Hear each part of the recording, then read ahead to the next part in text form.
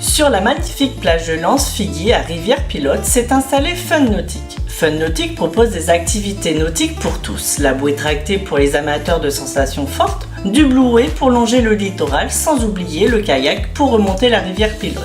Fun Nautique, infoline 06 96 32 05 00.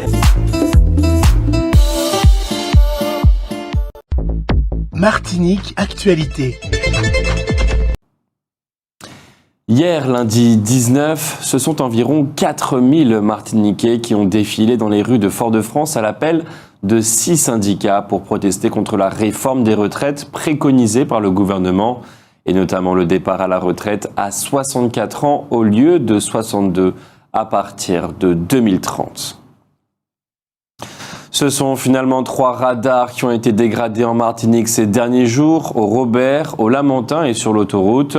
Celui du Lamentin a encore été détérioré cette nuit alors qu'il l'avait déjà été. D'ici la fin de l'année, il y en aura 35 sur notre territoire. Ils contrôleront uniquement la vitesse. Depuis hier, 19 janvier et jusqu'au 23, un pavillon outre-mer est présent à la CIRA, le Salon international de la restauration, de l'hôtellerie et de l'alimentation à Lyon. On y compte une douzaine d'entreprises de Guadeloupe, Martinique, Guyane et Réunion. Aujourd'hui et demain, sur le Malécon se tient le village du développement durable. Samedi, le 21 janvier, de 15h à 18h, l'auteur martiniquais Harry Houdebourg va dédicacer son ouvrage « La tragédie du roi Vaval » à la librairie Cultura à Californie. Dans cet ouvrage, il est surtout question du carnaval guyanais. Harry Houdebourg est installé depuis plus de 20 ans en Guyane. Passé l'époque de la pandémie, grâce à une programmation, il est vrai, particulièrement attractive, l'activité semble avoir repris normalement au complexe cinématographique de Madjana.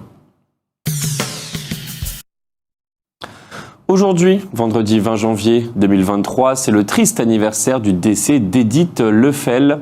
La chanteuse s'est éteinte le 20 janvier 2003 à l'âge de 39 ans. En coupe vive hier en Guadeloupe, le club franciscain l'a emporté sur le club guyanais de Rémire-Montjoly par 4 pénaltys à 3. Demain samedi, il va rencontrer en finale le CS Moulien. Hier à 7h45, un choc s'est produit entre un véhicule et une moto au chemin Glyceria au Lamentin. Le pilote du 2 roues, âgé de 35 ans, a été transporté au CHU équipé d'un casque. Il était conscient. Jean-François Carenco, le ministre délégué aux Outre-mer, a passé 24 heures en Guyane et s'est mis d'accord avec les élus sur la méthode de travail à employer pour aborder le problème de l'évolution institutionnelle. Marcelic N, un homme de 35 ans, était jugé hier au tribunal correctionnel de Fort-de-France. Il a été intercepté le 12 janvier à l'aéroport Aimé Césaire alors qu'il se rendait à Orly. Il avait scotché sur ses cuisses 2,4 kilos de cocaïne, ce qui correspond à environ 41 000 €. Il affirme les avoir trouvés dans la mer alors qu'il pêchait. Marcelic N a déjà été condamné 3 fois pour violence avec arme. Il a été condamné à 24 mois de prison avec un maintien en détention et 18 900 €. Une publication de la Chambre de commerce et d'industrie de la Martinique signale que le chômage a diminué en Martinique. Il s'établit désormais à 12,8%, ce qui reste considérable. Elle signale également que des entreprises ont été créées.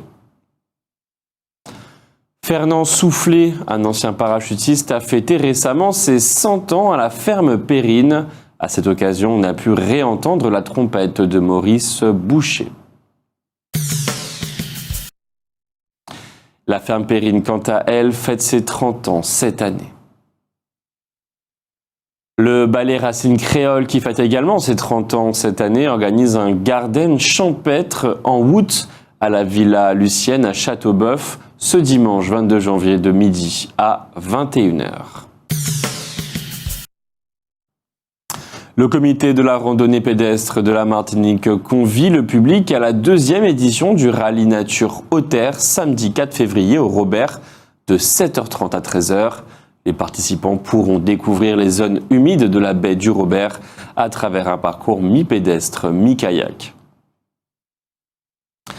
Des travaux vont avoir lieu à l'espace de stationnement situé en face de la résidence Le Débarcadère à Batelière à partir de lundi 23 janvier de 7h30 à 15h30 pendant 4 mois. Le stationnement sera donc interdit à cet endroit pendant cette période. Dès lors, les véhicules actuellement en stationnement doivent être déplacés. La 35e édition du concours de la chanson créole va se dérouler le vendredi 17 février à la Maison de la Culture de Trinité.